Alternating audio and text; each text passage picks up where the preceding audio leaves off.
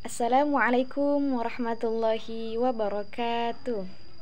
Alhamdulillah, alhamdulillahirabbil alamin, wa bihi nasta'in ala umuri dunya waddin, wassalatu wassalamu ala asyrafil anbiya'i wal mursalin wa ala alihi wa sahbihi ajma'in. Amma ba'du.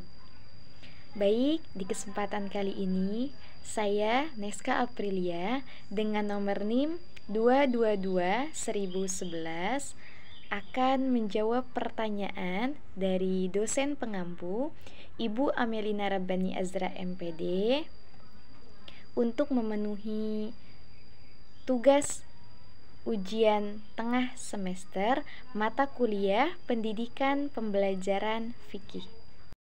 Baik, pertanyaannya yaitu bagaimana strategi mengembangkan keterampilan berpikir kritis siswa melalui pembelajaran fikih.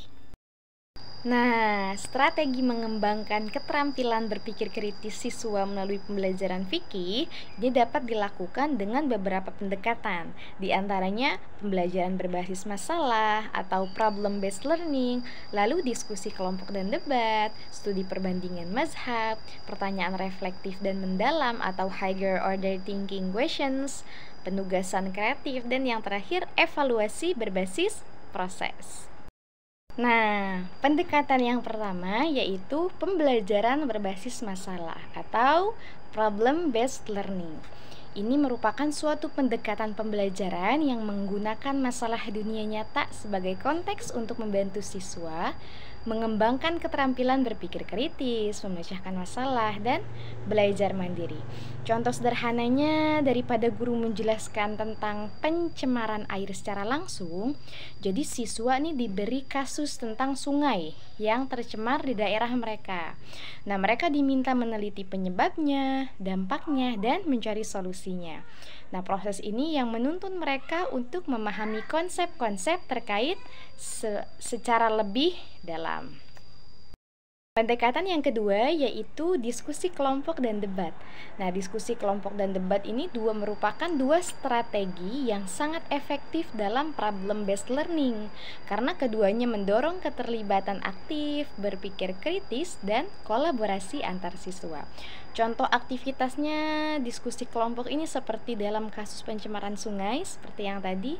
Nah, kelompok ini mendiskusikan kemungkinan penyebab, lalu membagi tugas untuk mencari data seperti industri di sekitar, kualitas air, dan dampaknya terhadap warga.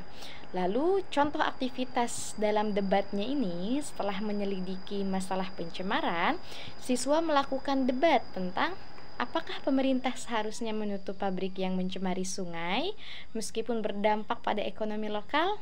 Seperti itu. Pendekatan yang ketiga, ini studi perbandingan mazhab.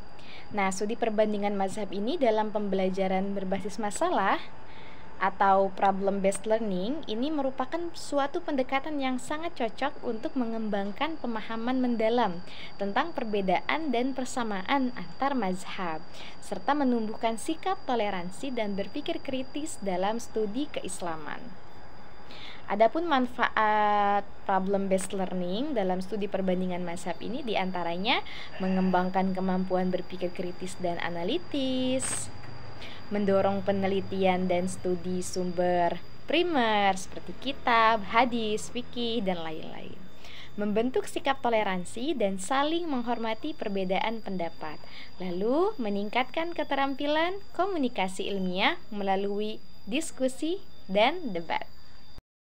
Yang keempat yaitu pertanyaan reflektif dan mendalam atau higher order thinking questions.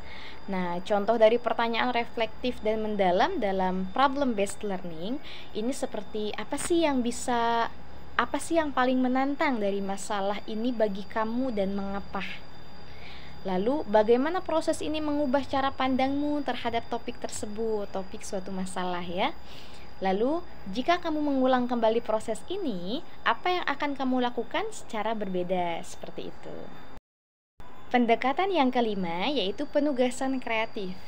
Nah, dalam model problem based learning, penugasan kreatif ini sangat penting untuk mendorong siswa berpikir kritis, kolaboratif, dan inovatif.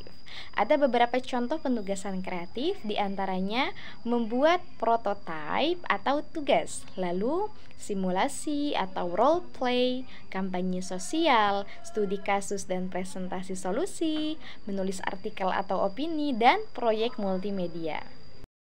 Nah, pendekatan yang terakhir ini yaitu evaluasi berbasis proses. Nah, evaluasi berbasis proses dalam problem-based learning ini merupakan pendekatan penilaian yang menekankan pada pemantauan dan penilaian aktivitas serta perkembangan siswa selama proses pembelajaran. Jadi bukan hanya hasil akhir. Evaluasi ini sangat penting karena dalam problem-based learning, siswa belajar melalui eksplorasi masalah nyata yang kompleks secara kolaboratif.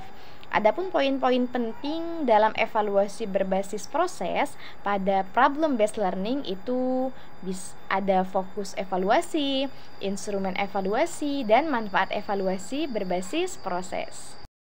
Mungkin itu saja yang dapat saya sampaikan, kurang lebihnya mohon maaf. Wassalamualaikum warahmatullahi wabarakatuh.